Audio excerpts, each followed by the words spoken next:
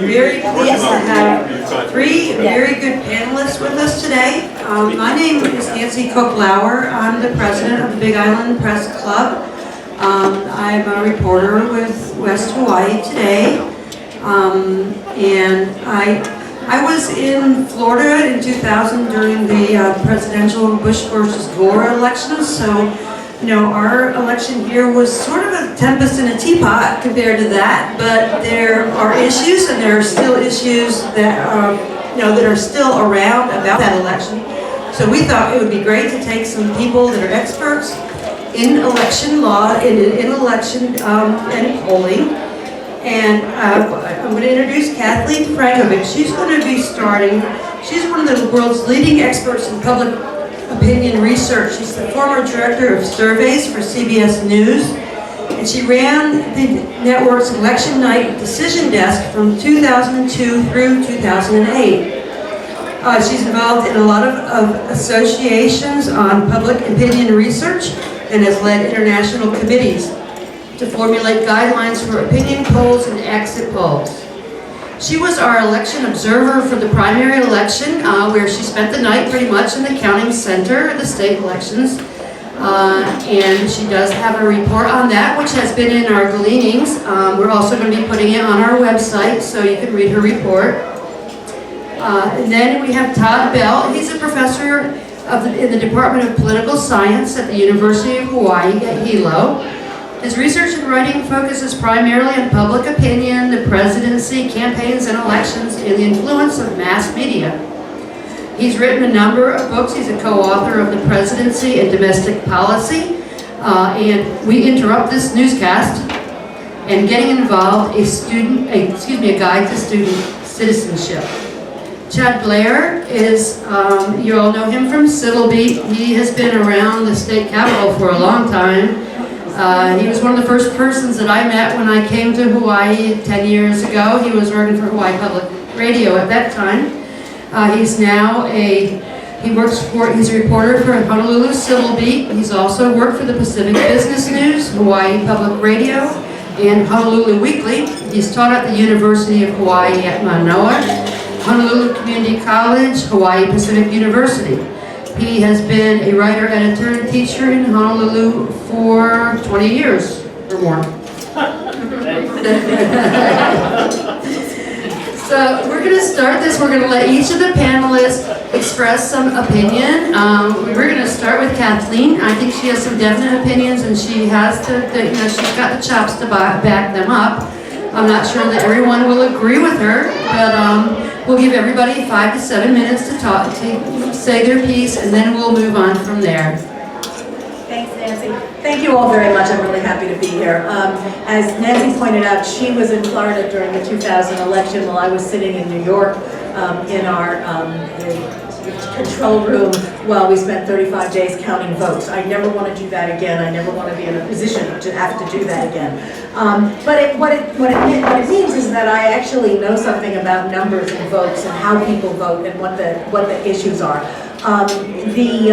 I sat on election night here in the counting center here in Hilo, and I was in charge of looking after the computer operations, really meaning how the absentee ballots were going to be counted and how the data that came from precincts was going to be counted. And I learned something about Hawaii election law and Hawaii election rules. This state does everything possible, did everything possible to make sure that every single vote counted that got cast that night. Did some things that other states would not. So for example, if on your absentee ballot you marked a box saying you wanted to vote in the Democratic primary and proceeded to vote in all the primaries, they still counted your vote in the Democratic primary. They didn't count the other votes, but they counted it. If you forgot or didn't see or couldn't tell that you had to check a box that said what primary you were voting in, and you only voted in one party's primary, well, the machine would check your ballot and put that check mark in the Democratic primary. This affected 8% of the absentee votes that came into election night. It was the reason that election counting was very slow, because humans had to look at all these ballots, and it's a suggestion that perhaps maybe that primary ballot wasn't designed particularly well. Because if that many people make the mistake of not checking a box, it's not their fault. It's the fault of the person who made it up. Just like those people, those poor people in Palm Beach County in 2000 who had the butterfly ballot and couldn't quite figure out how they could vote the way they wanted to. But it was sort of a statement that we'll count these votes even if people violate the rules. I don't violate the rules, that's too strong a word, but we'll count these votes even if they make a mistake. In most other states, that would not have happened. If you did this in New York State, if you did this in California, none of your votes would count because you made a mistake. This state bends over backwards to count the voters. And I think that affected two things this election. Number one was because the state has a really unstated but a real policy of trying to get every voter out, they broke the primary election into 2 days, which created yet another problem for the state because this state also has a policy of not releasing any results until all the polling places in the state are closed. Now, if you were going to follow that policy, you couldn't release any numbers after August 9th. You'd have to wait for the 2 Puna precincts to cast their ballots and be counted. Well, that probably wouldn't fly with any of you sitting in this room. It wouldn't fly with me. If people voted, their votes needed to be counted. So we got a lot of votes. We got all those other votes, except for the 2 Puna precincts that did not vote on August 9th. All those other votes were out there. And what did they say? Well, effectively, they said, for sure, a lot of elections were over. A lot of elections were over, people had already won, and yeah, you've got some races over there in Puna, but your vote's not going to count for governor, your vote's not going to count for Congress, your vote's not going to count for a lot of races, and frankly, and the thing that I'm going to say that a lot of you are going to disagree with me on, is your vote isn't going to count when it comes to the Senate race. Brian Schatz ended that night with a margin of 1,635 votes over Colleen Hanabusa. That's a pretty big margin to make up when you only have 2 precincts to do it with. I'm kind of borrowing on this notion that, in Hawaii we really like to be nice to voters. Journalists, I think, picked up this and said, you know what, Puna's going to decide. Whatever happens in Puna is going to happen for the state as a large. Puna's going to decide the Senate election. Because, as journalists, we always would prefer to have a race as opposed to have one that's over. We loved polls at CBS when they showed an election tight. We kind of hated them if somebody was ahead by 5 points or 10 points or 20 points, because then it's not really an interesting story to cover. So you have this story post-August 9th of a race that's too close to call, that's going to be decided by the voters in Puna. Well, was that race really too close to call? The numbers we saw out there were that there were 8,255 voters who, in the 2 Puna districts, who were going to vote. Were there really 8,200 voters in those two districts? Every registration list in this country is out of date the minute it's published. And it's out of date because people die, because people move away, because people lose interest.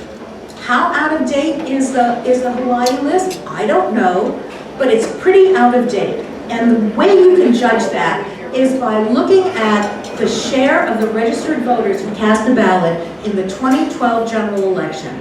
For president, the turnout is higher than in any other race.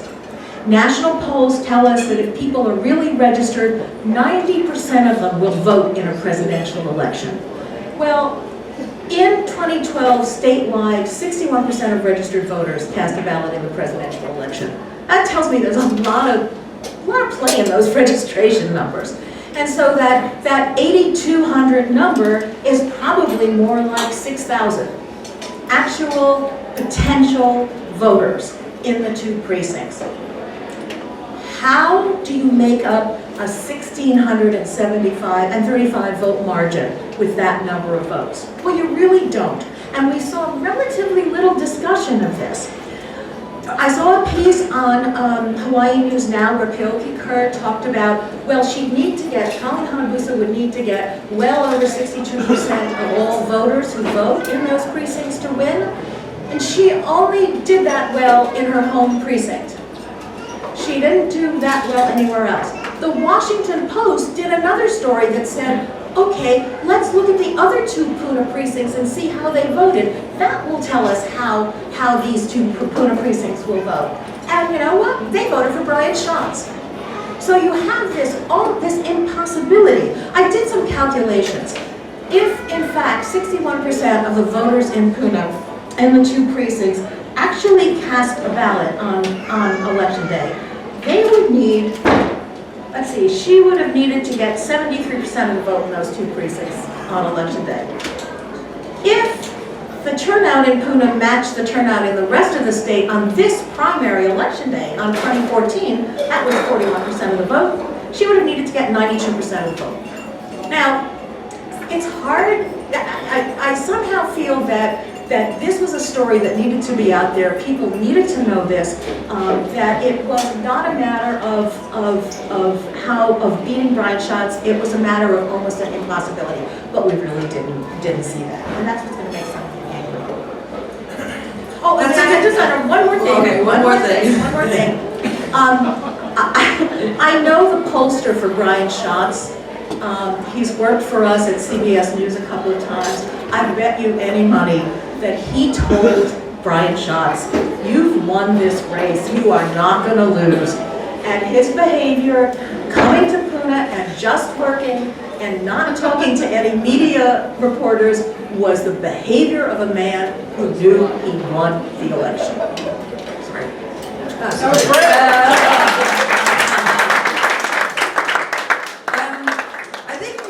Chad go next because it seems like the media needs to defend itself here a little bit.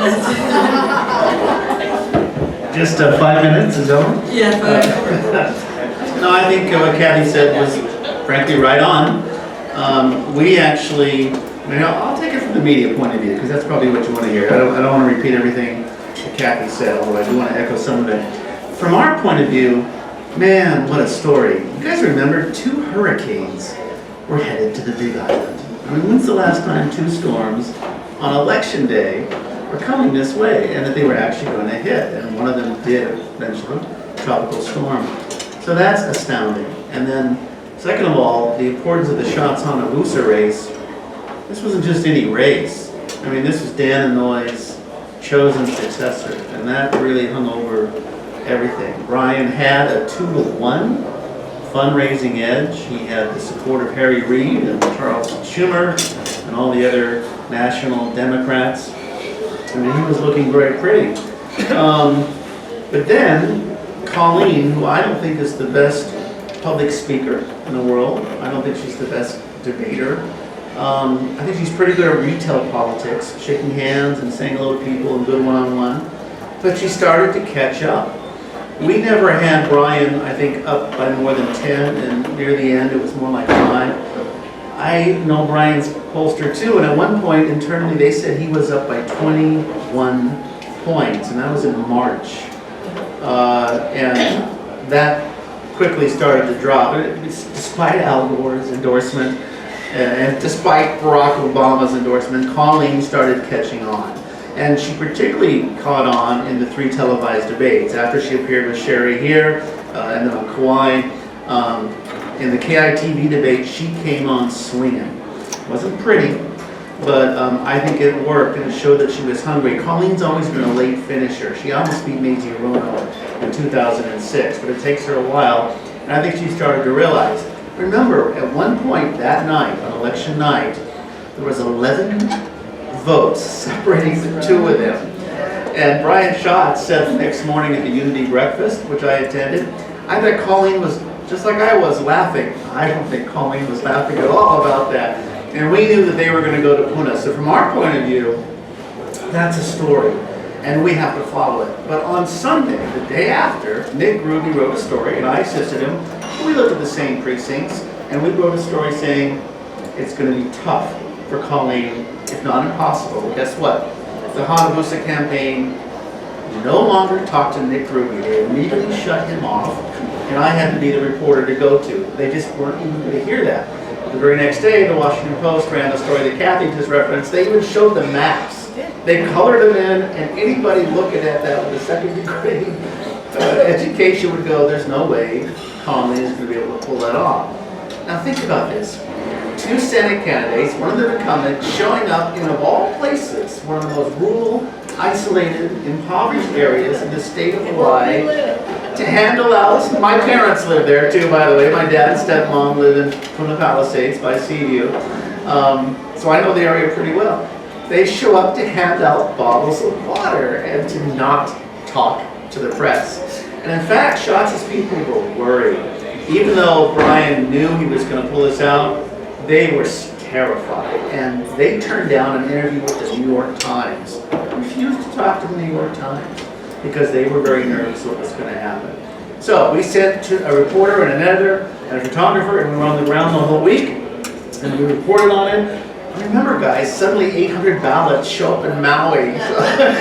So even though we knew the math, you cannot resist this kind of story. But we did report that it did not look good. One of the questions that Nancy had on the flyer is, did the media adequately report the rules, what the Constitution says, and so forth? We did, and the one beauty about being on the internet is we linked directly to the section of the Constitution and the HRS that explained, as you know, there's no recount policy in Hawaii. Maybe after this election, the legislature will make that happen.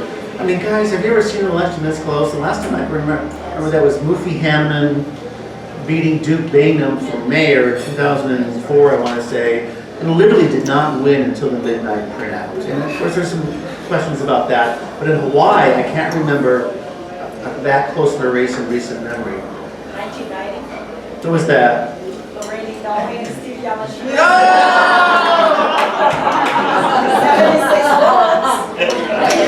Is that, and you beat Steve, or Steve beat you? I beat Steve. Okay, because I met you in '91 with the eclipse on Mauna Kea. That's the first time you were mayor. John Wahey was up there. So, Lorraine, I stand corrected? 69 votes. 69 votes. They had a recount that night. I picked up 10 more votes. But, good for you. And by the way, congratulations to Lorraine for getting back to the state senate, right? That's, let me tell you, it's going to be a lot quieter in the legislature. There's going to be a lot of very vocal people, several of them from this island, that are not going to be there, who I like and respect. Okay, anyway, we linked directly to that law so that people could read it. A couple of things that came up to me was, I guess what happened was Scott Nago initially said we're going to send out absentee ballots. And then they changed their mind and said, no, we'll just have a special election, we'll open a precinct. And that was, I think, a mistake. It was an odd thing to do, to switch. Anyway, it seemed like a change of policy in the middle of it. But Abercrombie wanted to get it over with. His attorney general, he had lost badly, and he said publicly they would expedite this thing. Another thing that really was curious to me is they did have 3 weeks to do this. Why didn't they take the full 3 weeks? Why do it a week later on August 15th? Why not wait until the 29th would have been? I think you could have done that. I think you could have had that much more power restored, roads cleared and so forth. And frankly, maybe even included some of the other districts, because I heard from folks speaking with Deb, right? And Sherry for breakfast this morning, that maybe precincts 3 and 4 should have been included as well. So there was all these dynamics that were happening. And then I think the final thing, because I could talk about this forever, I could easily talk about it forever. I guess what I did at was, I'm curious as to why Colleen Hayabusa has been so quiet lately. Frankie confided into me that she's maybe still smarting a little bit here. Sorry, Frankie, I outed you here. But, you know, Tulsi and Brian are down there this week. They're there helping out, trying to do something about the road access. Frankie, are you mad at me? We can do I it. just always get in trouble. No. No matter what I do, you sit. Yeah. No, it's, well, this is my point, Kathy. She's saying, Colleen didn't have a reason to come to Puna this week. Well, you know what? She didn't really have a reason to go to Puna in August either. She was there. Yeah. She was there that day. She was there that day. I think she beat Brian around. So what I'm trying to say is, she's disappeared. She's just off the map. Brian, Maisie, and Tulsi were all at the Unity breakfast this morning at the Hilo Hawaiian, but Colleen was not, and I feel sorry for her because I think she's a very talented person who still has a future ahead of her, and it ends on sort of a sour note. I don't believe she ever conceded formally to Brian, really saying, I don't think she called me. And if I'm wrong, I stand corrected, but she just said, I'm not going to challenge it anymore. So I thought that was sort of not very graceful. Sorry, is this on tape? Oh well. Oh, yes, it is. Oh, yes, it is. I think it's time for the professor to speak. Aloha, everyone. Can you hear me okay? Fantastic. I prepared some answers to the questions that we had on our flyer, and a little bit of a talk, and also I have some notes that I would like to respond to some of the other panelists and some of the things that they said. But our first question was, could Puna voters have changed the outcome? Well, the math says, yeah, maybe an 8% chance, but not very likely, right? Not very likely. I have, a lot of students who are volunteering on campaigns, and little birdies speak to my ear, and I hear things that are going on with the phone banking and such, and as the other precincts down there, it trended more heavily towards Bryan than some of the other places. So probably, but we just don't have. It's never 100% until all the votes are cast, right? So we have to wait until we find that out. Should the news media have called the Brian shots the winner on election day? I've always been skeptical of doing early calls on elections. I think that invites a whole lot of malfeasance. We all remember back with the 1980 election with Ronald Reagan and the calling of the election before the polls had closed on the West Coast, and how that had an impact on some of those. Alleged.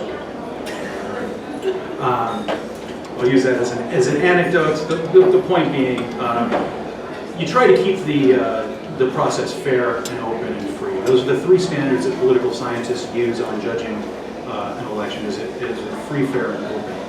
And could the media have done a better job explaining Hawaii's recount rules? Chad said they did a good job. I think that some of the other more compelling stories may have forced those to the side.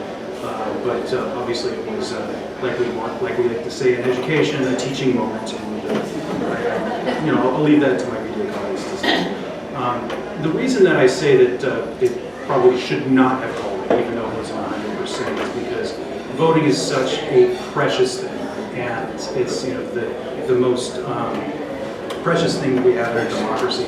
This year, 44.4% of people around the world are able to participate in an election. That's not even a majority. Sometimes we take it for granted. Oftentimes we take it for granted in this state. We know that our state's turnout is the lowest in the entire country. So that's a problem, but it is precious. As I like to tell my students, it's kind of like the Ring of Power in Lord of the Rings. You want to keep it secret and you want to keep it safe. And so we should go to as much trouble as possible to make sure that every vote is counted and every person has a chance to vote, and that everything is free, fair, and open.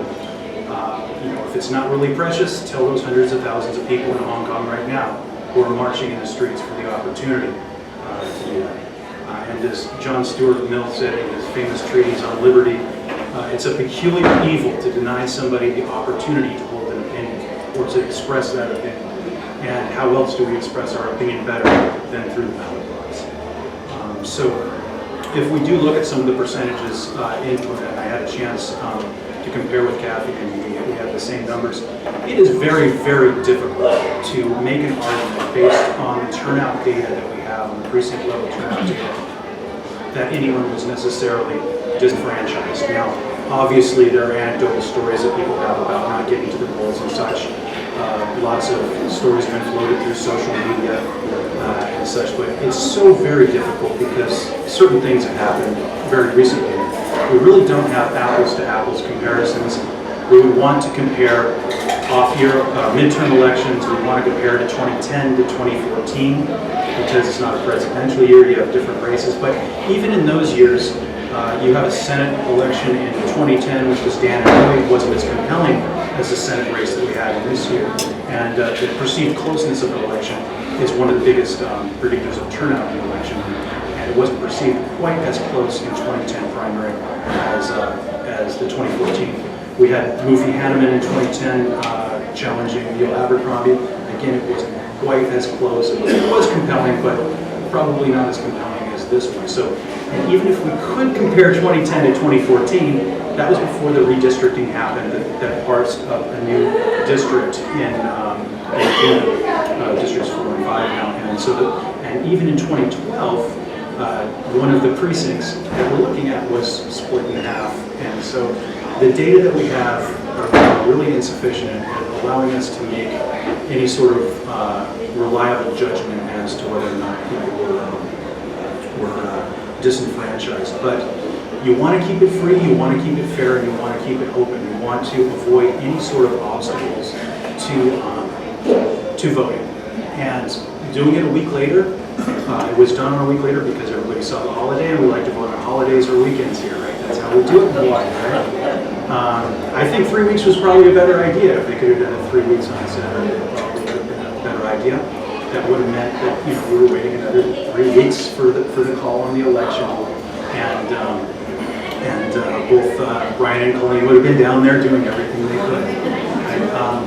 I did notice a lot of excitement on social media that people did feel that they were going to have an impact on the turnout of the election, and so I think that bears some consideration. And another reason I think it would be really bad to call an election and then not allow these people to vote in those areas, or at least to do the walk-in balloting. We had their absentee ballots, right? Is because that data is very, very important for would-be candidates. Those of you who live in Pune, you know you've got a lot of young people who are now starting to represent you, thinking about throwing their hats into the race. People actually thinking about getting into elected office. We want to encourage that. One of the things that people look at when they think about getting into a race and thinking about tossing their hat in the ring is they look at the data and they look at the precinct level data. One of my former students manages campaigns, and he was just talking to my students the other day, and he was breaking down all the precinct level data, and he's like, these are the things that I talk to with candidates when they're thinking about whether or not they're going to run for election, to compare precinct level data. And we wouldn't have had that data. And I think that would have done a disservice to potential candidates if it had been called on that day. So I think there was another reason for making sure that this would have happened. So I don't like the idea of calling election and disenfranchising anyone, even as logical as it looks like. Anybody with a second grade education would say that. But I think those data are interesting and important. It's an important act of democracy. The civil rights movement and the women's suffrage movement went through a lot to get it. We don't want to toss it out quite so quickly. Thank you. So, when you talk about the perceived closeness of the election motivating people to come out, do you think, has there ever been a time, or can you give us an example of a time when people knew how everybody else voted before they themselves got a chance to vote? Because to me, Kathleen says that, well, we wouldn't have wanted to wait to know the results, but it seemed like the fairest thing to do would have been to hold all the results until the end of the election, because those Buddha people were different, right? They knew something that the rest of us voters did not know. Does that make that fair? I agree with you on that, because I think that would have been impossible, and I think everybody in this room would have been screwed. So I think that once the state decided to have 2 different election dates, it opened itself up to do that. But to hold votes out. There was a time when there are actually people voted on different days for the president. And all of you may have heard somewhere back in history about the election of 1936, where Maine and Vermont voted early. And Maine and Vermont voted for Alf Landon.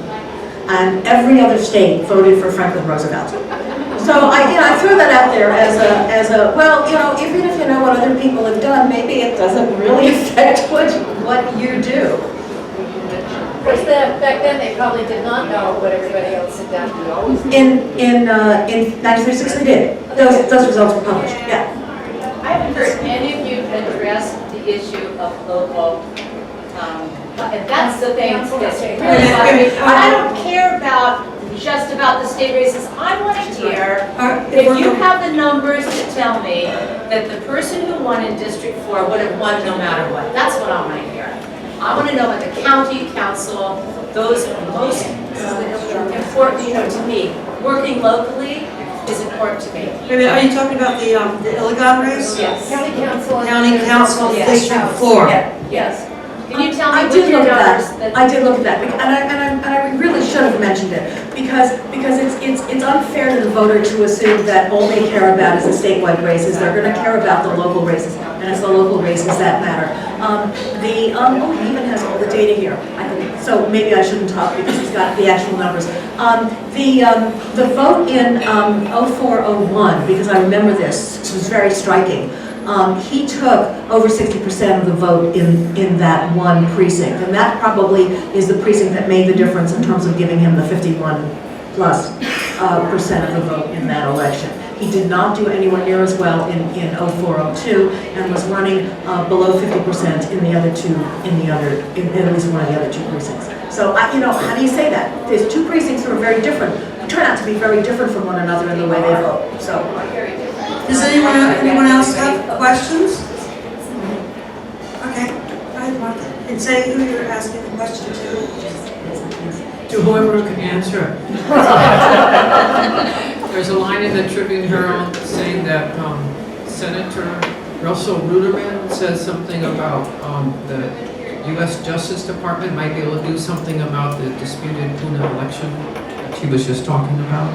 Anyone know anything that can be done? Any movement to do it? At this point, DOJ looking into it, I haven't heard anything like that. I mean, there is in the Constitution a time limit by which you can appeal. Even the ACLU's lawsuit was turned away, although they felt they were not bound by that state arguing with the ACLU attorney. She said, we're not bound by that deadline. But my gosh, I have not heard at all that they're still looking into that. Did Russell say that to the...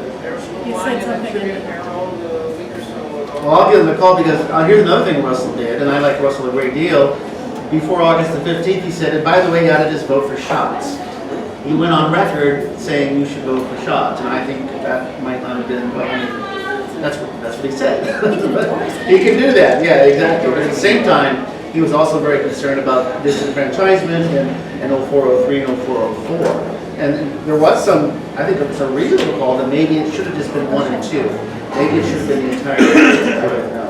And if you look at the turnout for those other two Puna precincts, it's significantly lower than the turnout in 01 and 02. Correct. It's 3 and 4 are the precincts that have a real potential beef because they couldn't get there. Now, do we know that way more people would have voted had it been delayed? I don't know. We don't know. But it's possible. I was the poll watcher for all 4 precincts.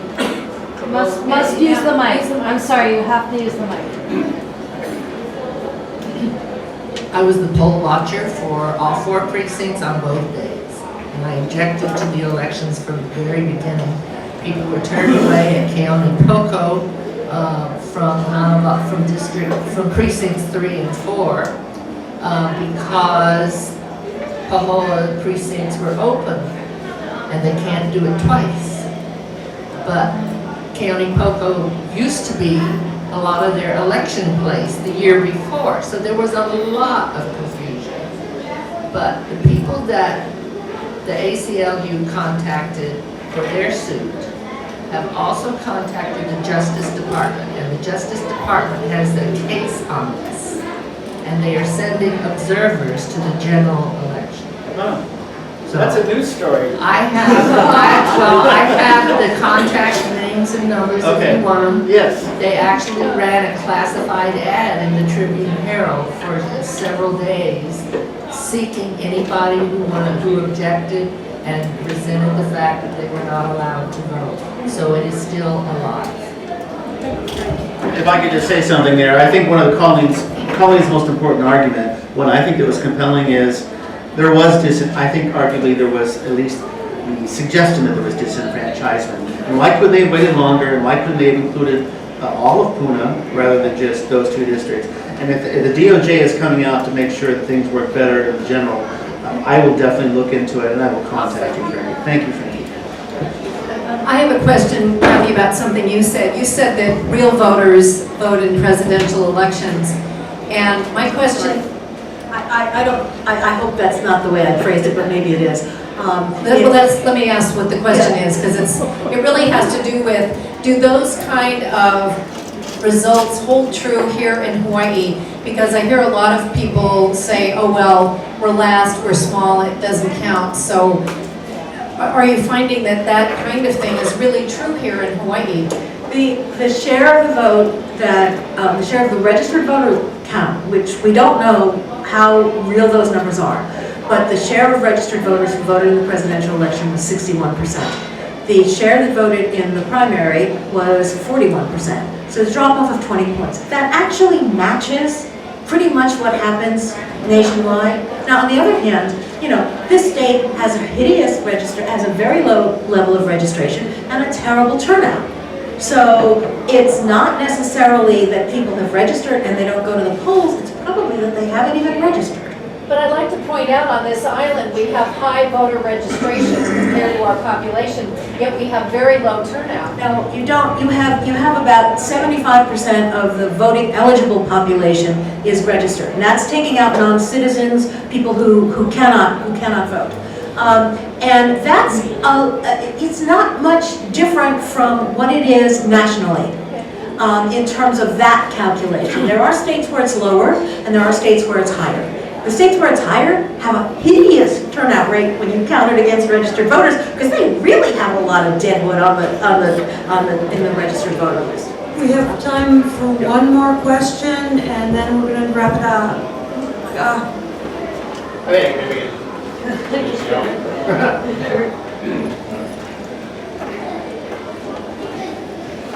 I guess this is for Kathleen.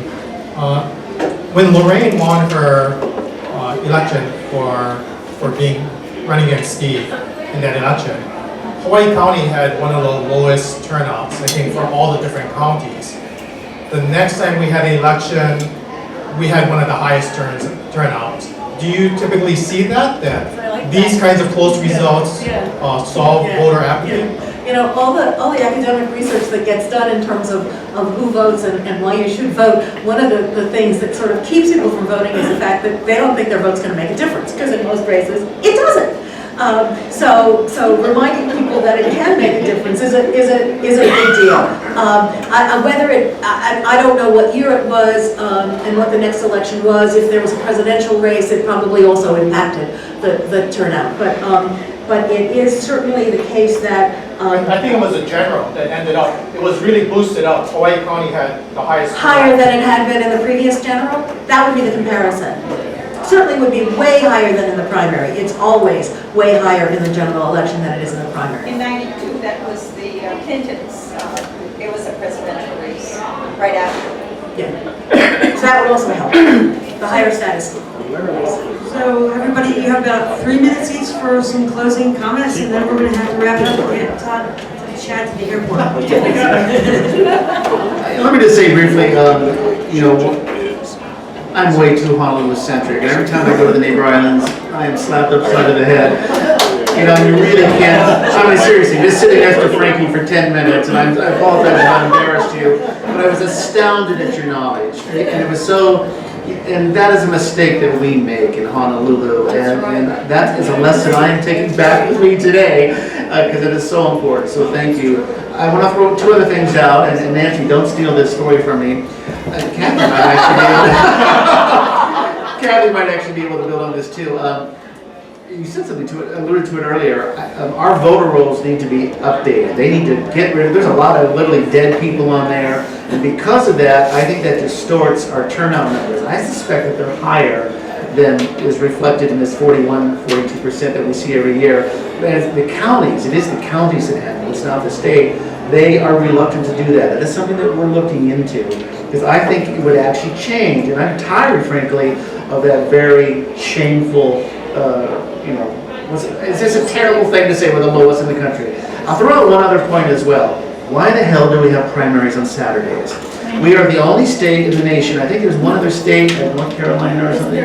Yeah, a couple other, okay, that's it, but it's so rare to have an election on a Saturday because that's when you're shopping and that's when you're with your kids and you're going to the beach and Little League, all that kind of stuff, soccer, and but we are definitely in the minority when it comes to having Saturday primaries, and I would love to see that change. That's my little pitch there. So thank you again for your aloha. It's been great. I wish I could stay longer. You better call me.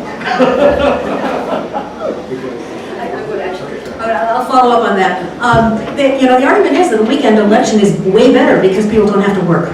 And so it helps with it. It's a holiday. Election day is not a holiday in most places. But it is for us. Well, okay, that's nice. Good for us.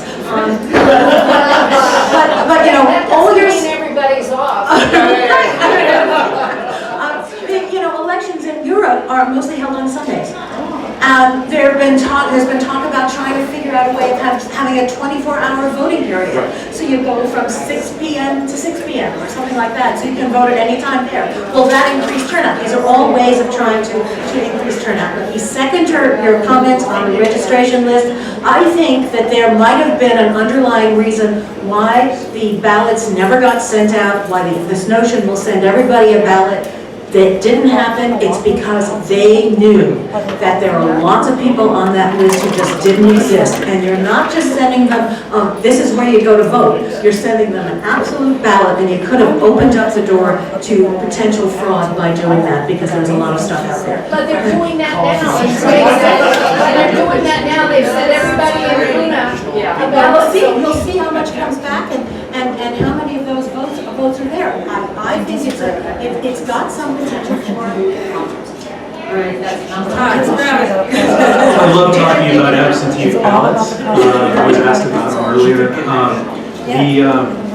Obviously, when people live out in Luna, a lot of them share mailboxes, and there is the possibility. I think that was one of the reasons for changing it to the Prince Coyote to do the in-person balloting, because all of a sudden people have ballots. What's it worth to them? Right? There could have been a lot of the other thing that I wanted to say is that absentee ballots are the way people are going. It's over 50% in certain precincts now. And like Kathy, back in 2004, worked in the voter counting. And back then, we did not have the policy of recreating ballots when they were mismarked. And during that election, the primary election in 2004, I made a big deal about the fact that we had to throw away over 30% of the primary ballots because they voted in more than one primary, more than one party primary, and it just would get kicked out of the machine. And even though it said vote one ballot, and then it said little ballot. And everything's a paste papers ballot, so it was kind of confusing. They did change the rules, and they changed some of the instructions. It's getting better. It's not perfect by all means. Also, people always do this in the morning. They spill their coffee and they get their jam on the ballot and stuff like that. And it clogs up the machine. It really is. I wish people would take better care of it. Dead ends. I'm also glad, considering that the election cycle was extended for another week, that the worst that we had to talk about was who was wearing shirts and talking to the media in the U.S. Senate. It could have been a lot worse, right? There could have been a lot of things that went on, and I think that Puna has had a real tough time with the people they've elected and with being not having the representation they wanted, both in terms of quantity and quality, and they seem to be getting a bad break. They deserve better down there in Puna, and I hope that we respect their ballots as this lava is coming to us very quickly. I hope we keep it secret and I hope we keep it safe. What a great place to end. What a great place to end. On that happy note. But no, I wish we had a lot more time because there's a whole lot more that needs to be said, but we just don't have time to do it now. I appreciate it. Let's give this panel a big hand, please. They were great. Thank more time. We'll do it at nighttime